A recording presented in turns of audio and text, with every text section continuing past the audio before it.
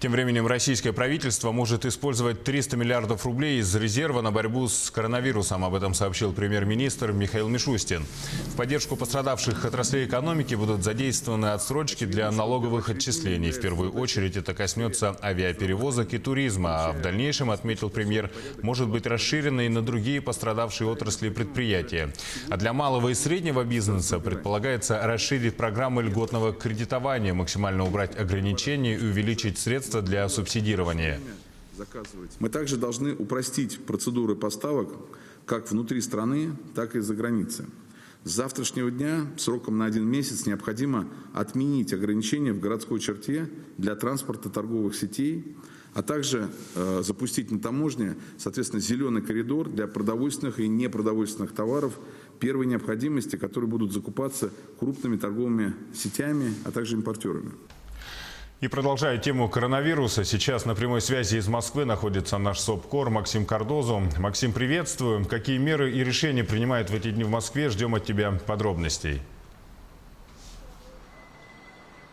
Приветствую, Алексей. Наверное, нужно сказать о том, что какой-то паники в Москве нет. Конечно же, дезинфицирующих средств или масок в аптеках не достать. Говорят, что их завозят с утра, но они быстро заканчиваются.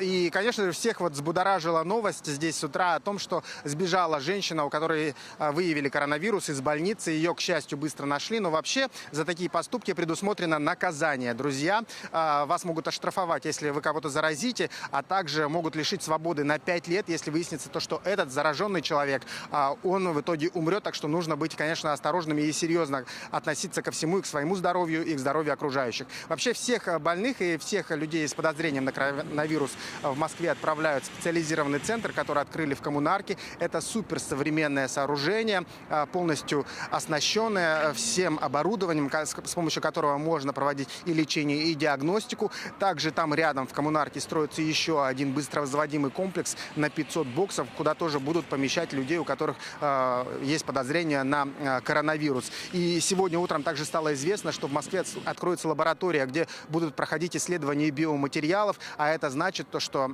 этот процесс, он будет проходить быстрее, потому что действительно с этим были проблемы, то есть не хватало тех лабораторий, которые бы занимались обработкой данных на коронавирус. И сейчас, конечно, в Москве проводятся различные мероприятия запретительные, то есть массовые какие-то мероприятия не разрешены.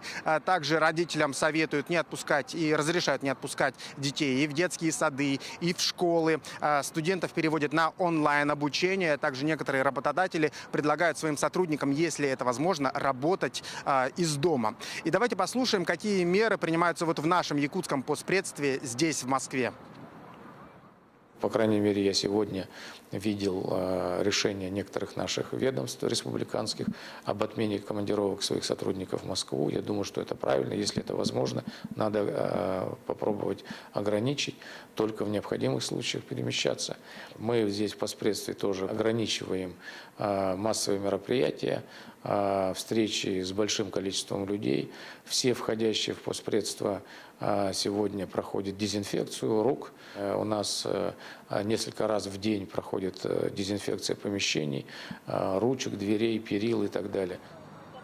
Я, наверное, огорчу тех людей, которые хотят приехать в Москву просто погулять, посмотреть на какие-то достопримечательности, потому что многие массовые мероприятия, они запрещены. Например, вот посмотрите, за моей спиной вот идет демонтаж декораций, которые были запланированы для проведения фестиваля «Крымская весна». Он должен был стартовать вчера, но все грандиознейшие мероприятия планировались, они все отменились. Вообще, мэр Москвы заявил о том, что не разрешает проводить мероприятия, где будет присутствовать больше 5000 человек.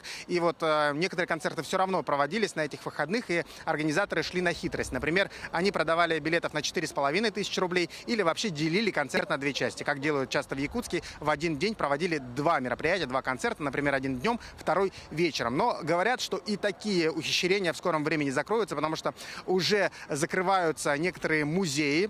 И вообще массовые мероприятия, говорят, что лучше их не посещать для своего же блага. Ну, вот как-то вот так, Алексей. Спасибо, Максим. Я напомню, что на прямой связи из Москвы был наш СОБКОР, Максим Кардозу, который рассказал нам о ситуации с коронавирусом в столице России.